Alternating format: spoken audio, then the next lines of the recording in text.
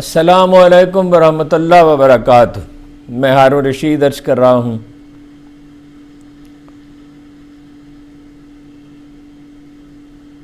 خواجہ سعد رفیق نے ایک بڑا دلچسپ بیان دیا۔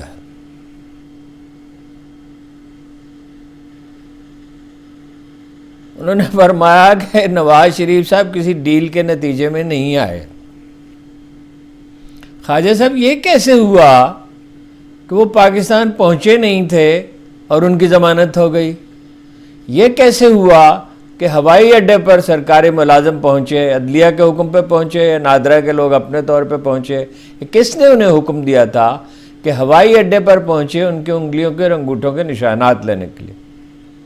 یہ کیسے ہوا کہ ان کے آنے سے پہلے عمران خان جیل میں پہنچا دیے گئے اور 10,000 سے زیادہ کارکن گرفتار کر لیے گئے، جس میں خواتین بھی؟ آپ خود جیل میں رہے ہیں، آپ تشدد کا نشانہ بنے ہیں جناب مشرف کے زمانے میں، اور ہر شخص کو آپ سے ہمدردی تھی، اور جاوید ہاشمی سے بھی، جنہوں نے بہت طویل عرصہ جیل کاٹی آپ کی طرح، شاید آپ سے کچھ زیادہ کاٹی یہ اتنی، اور رانا ثناء اللہ سے جن کے ساتھ بہت ہی برا سلوک ہوا تھا۔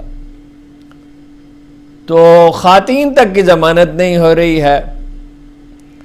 پنجاب حکومت کو کس نے کہا تھا کہ انہیں معافی دے؟ یہ تو نگران حکومتیں تو اس لیے قائم نہیں کی جاتی۔ سپریم کورٹ کے حکم کے باوجود الیکشن کیوں نہیں ہوئے؟ اور پولیس کیوں اپنا کرسیاں جمانے میں لگی رہتی ہے؟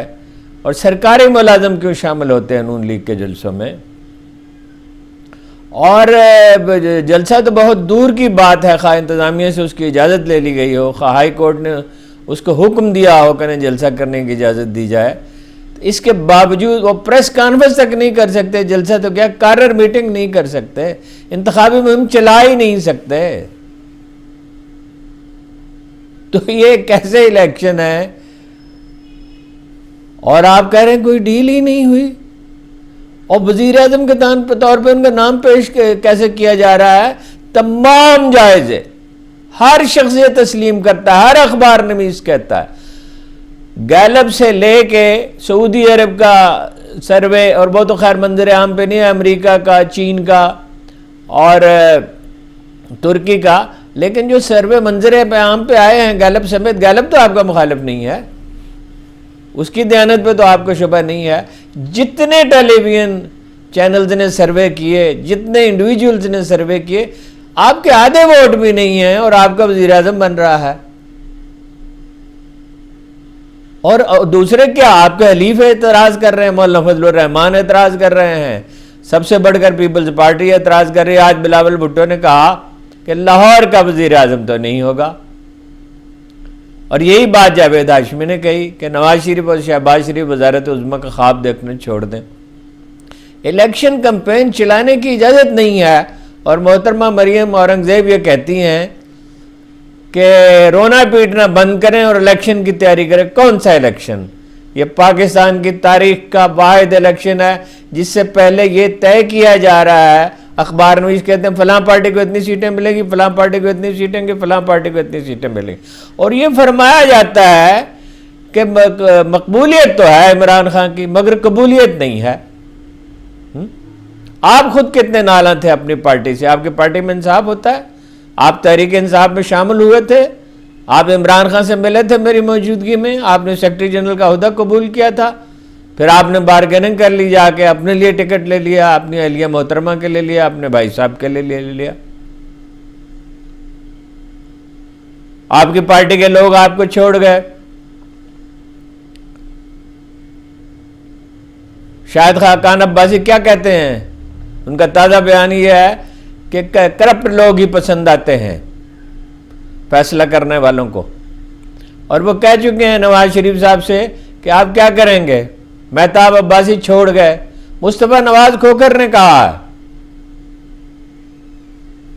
مصطفیٰ نواز کھوکھر نے واضح الفاظ میں کہا ہے کہ ڈیل ہوئی ہے اور نواز شریف صاحب کے لیے میدان ہموار کیا جائے۔ یہ کہا کہ 4 گھنٹے کے لیے اجازت دے دیں عمران خان کو تو وہ نواز شریف سے بڑا جلسہ کر سکتے ہیں، بلکہ شاید یہ کہا کہ اجازت دے دیں تو 4 گنا بڑا جلسہ کر سکتے ہیں۔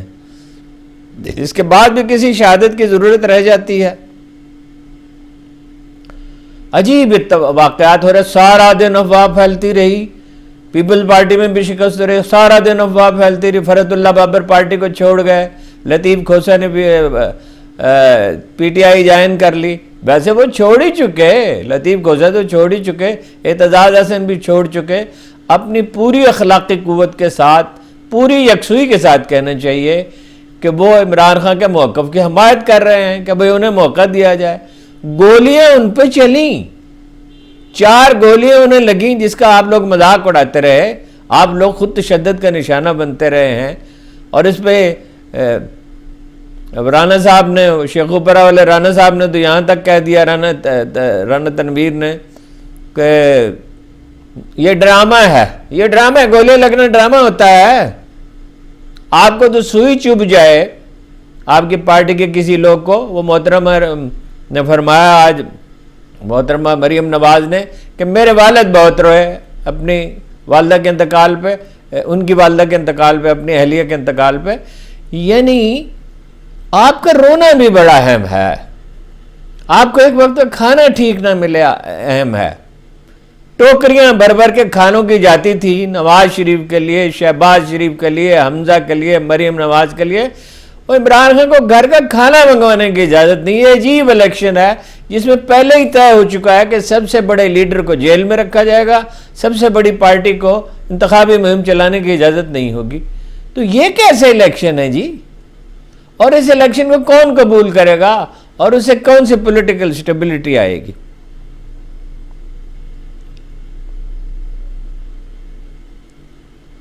اس کے باوجود جیسا کہ بلاول نے کہا, جیسا کہ جاوید ہاشمی نے کہا, جنہیں آپ لے گئے تھے اپنا ان کی بارگاہ میں نون لیگ کی, اور انہیں شامل کرا دیا تھا. اب وہ پچھتا رہے ہیں, ان کی سمجھ میں نہیں آتا کیا کہ. اس کے باوجود حمد خان نے اعلان کیا ہے کہ الیکشن لڑیں گے. عمران خان نے انسٹرکشن بھیجی 1 سیٹ خالی نہ چھوڑی جائے. نہیں, پنجوتا صاحب نے کہا ہے, ان کے جو وکیل ہیں, کہ الیکشن لڑیں گے. شیر افضل مروت نے کہا ہے کہ الیکشن لڑیں گے اور مقابلہ کریں گے, ہمیں چلانے کی اجازت نہیں دی جائے گی تو قانون کے دائرے میں رہ کے مقابلہ کریں گے. اور جب الیکشن مہم شروع ہو جائے گی تو کون کون کس کس کو روکے گا؟ آپ ان کو آنے سے کیسے روکیں گے؟ اپنا ووٹروں کو آنے سے کیسے روکیں گے؟ کمال الیکشن ہو رہے ہیں. چودھری پرویز الہی کے گھر پہ چھاپا پڑا, 2 گھنٹے تک پولیس وہاں بیٹھی رہی. مونس الہی کا کہنا ہے کہ ان کے خالو کی گرفتاری کے لیے, میجر صادق صاحب کی گرفتاری کے لیے چھاپا مارا گیا. اس سے پہلے وہ کہہ چکے ہیں کہ ہم نے وہاں سے 41 لاکھ روپے برآمد کیے. 41 لاکھ روپے کون گھر پہ رکھتا ہے؟ کس حال میں چودھری پرویز الہی کو رکھا گیا ہے؟ یہ جمہوریت ہے؟ یہ نگران حکومتیں ہیں جو اپنی مدت پوری کر چکی ہیں. یہ آپ کا وزیر اعلیٰ ہے نامزد کیا ہوا پنجاب کے لیے, جو قبرستان میں کارپیٹ بچھواتا ہے. آپ تو ان چیزوں کے بہت خلاف ہوتے تھے. آپ تو کبھی اصول کی بات کیا کرتے تھے. آپ کی تو ایک شہرت تھی خواجہ صاحب. فواد چودھری کے خلاف گرفتاری پہ اکتفا نہیں کیا. جرم اس کا یہ ہے کہ جیل میں اس نے جلسہ کرانے سے انکار کیا. اب فواد پھر اس کے منہ پہ چادر ڈال کے اس کے لے جایا گیا عدالت میں, چہرہ ڈھانپ کے, ہتھکڑیاں باندھ کے. اس کی کیا ضرورت تھی بھائی؟ بس لے جاتے عدالت میں. اول تو وہ چھوڑ چکا پارٹی کو, مطلب کوئی فرمائش پوری نہیں کی. جس طرح فرق حبیب نے کریکٹر اسیسینیشن کی ہے, اس طرح کریکٹر اسیسینیشن کروانا چاہتے ہیں اس کی. اور اس کے باوجود آپ کہتے ہیں کہ اب جب بڑے فیئر الیکشن ہو رہے ہیں اور کوئی ڈیل نہیں ہوئی ہے. اور کمال ہے, ایسی مبالغہ رائی ہم نے نہیں دیکھی. مبالغہ رائی تو بڑا نرم لفظ ہے کہ جی ساری پارٹیوں سے رابطہ کریں گے, تحریک انصاف والوں کو بلائیں گے. تحریک انصاف والوں کو کتے نے کاٹا ہے کہ آپ کے اجلاس میں آئیں گے. اور جھوٹی خبریں, ایک سے خبریں سارا دن. چینل پہ عجیب و غریب میڈیا کی حالت ہو گئی ہے کہ زرداری صاحب کا رابطہ ہوا ہے ایک دوسرے کو، انہوں نے کہا مل کے بیٹھیں گے اور ملک کا مستقبل سنواریں گے، وہ بلاول بھٹو نے صاف کہہ دیا کہ کوئی رابطہ نہیں ہوا۔ وہ اس وقت جب آئے تھے تو ان کو گریٹ کیا تھا، جو ایک اخلاقی تقاضا ہے، جو ایک رسم و رواج ہے، تو یہ خبر آج چلائی جا رہی ہے۔ ان کا بلاول بھٹو کا حال بھی عجیب ہے، کونسلروں کو مبارکباد دے رہے ہیں، جمہوریت فتح یاب ہوئی، ہم کامیاب ہوئے، مرکز میں حکومت بنا لیں گے۔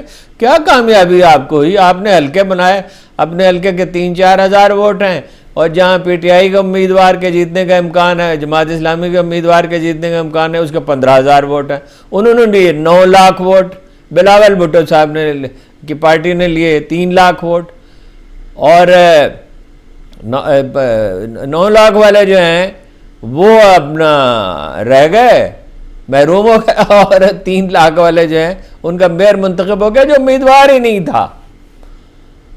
اس کے لیے بعد میں سیٹ خالی کرانے کا بندوبست ہو رہا ہے کہ اس میں وہ الیکشن لڑیں گے۔ اور مولانا فضل الرحمان کا لطیفہ بھی کمال ہے، وہ پہنچے ہیں، اب 2 طرح کے کیا قطر پہنچے ہیں، کیا سرائیاں ہو رہی ہیں، اس سے پہلے سب جانتے ہیں۔ وہ صدام حسین کے پاس جاتے رہے، وہ کرنل قذافی کے پاس جاتے رہے، وہ سعودیوں کے پاس جاتے رہے، اللہ نے سعودی انٹیلیجنس چیف سے انہوں نے ملاقات کی، اسی انٹیلیجنس چیف سے آپ کو اچھی طرح یاد ہوگا جس نے یہاں آ کے کاغذ لہرایا تھا کہ یہ معاہدہ ہے، ہم اس کے ضامن تھے۔ نواز شریف صاحب کہتے ہیں کہ ایگریمنٹ 5 سال کے لیے ہوا تھا، یہ تو 10 سال کا ایگریمنٹ ہے۔ پھر جس طرح سعودی عرب کی حکومت، مشاہد حسین صاحب گواہ ہیں، آپ ہی کے سینیٹر آپ کی پارٹی کے مشاہد حسین صاحب گواہ ہیں کہ کلنٹن نے اور حریری نے اور سعودی عرب نے اور اپنا قطر کی جو ہے ٹیم بنائی گئی، ان کے حکمرانوں نے دباؤ ڈالا اور ان کو رہا کرایا گیا، اب بھی اسی طرح آئے ہیں۔ اور آپ کے وعدوں کی کیا حیثیت ہے؟ وہ میثاق جمہوریت جو کیا تھا اس کے بعد نون لیگ کی حکومت برطرف نہیں ہوئی تھی؟ اور کیا یہ کیسا میثاق جمہوریت ہے؟ شہباز شریف صاحب کہتے رہے سڑکوں پہ گھسیٹوں گا، لاہور، لاڑکانہ اور کراچی کی سڑکوں کے بعد میں معافی مانگ لی، کہا مجھ سے غلطی ہو گئی۔ آپ کی کسی بات کا اعتبار کیا ہے؟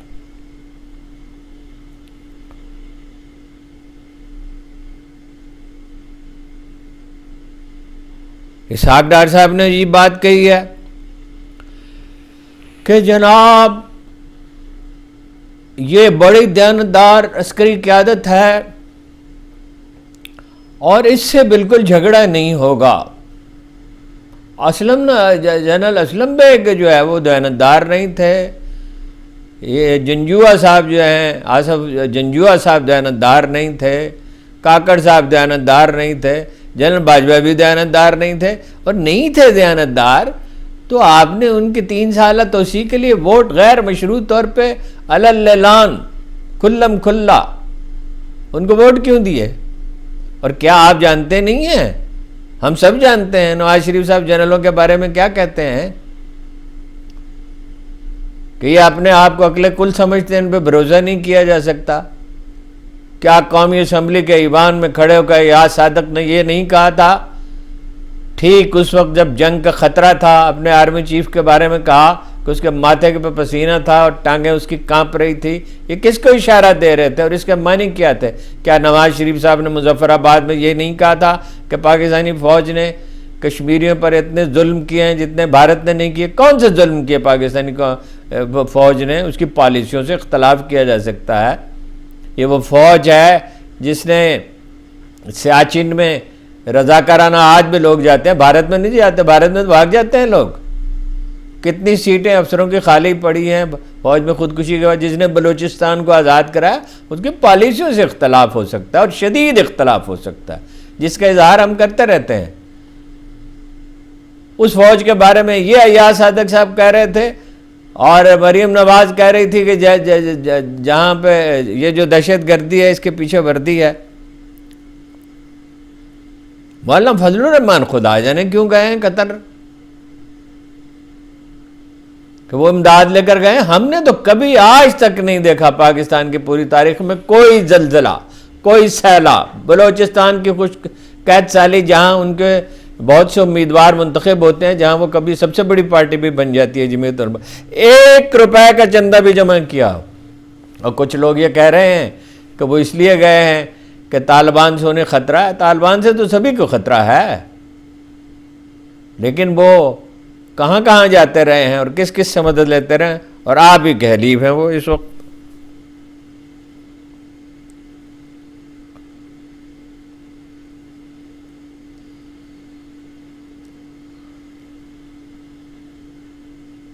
بہت افسوسناک واقعات اسی ہنگام ہو رہے ہیں دہشت گردی کے، اور پاک فوج کے سپوت اس میں شہید ہوئے ہیں.